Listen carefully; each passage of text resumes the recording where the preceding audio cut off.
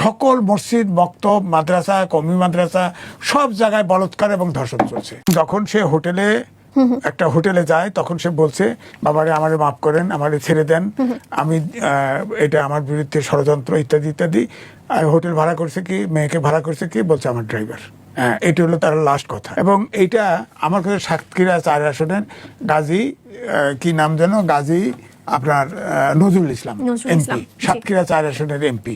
এখন জামাতে ইসলামের আপনার ধর্ষণ করা, রেপ করা, বলাৎকার করা, এটা তো একটা ঘটনা না।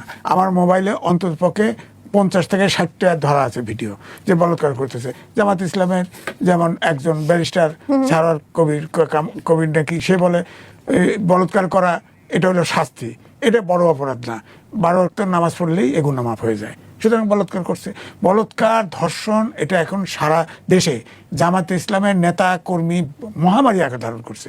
কেন সরকার এটা দেখে না? এটা তো যেভাবে সামাজিক অবক্ষয় শুরু করে দিচ্ছে, সকল মসজিদ, মক্তব, মাদ্রাসা, কওমি মাদ্রাসা সব জায়গায় বলাৎকার এবং ধর্ষণ চলছে।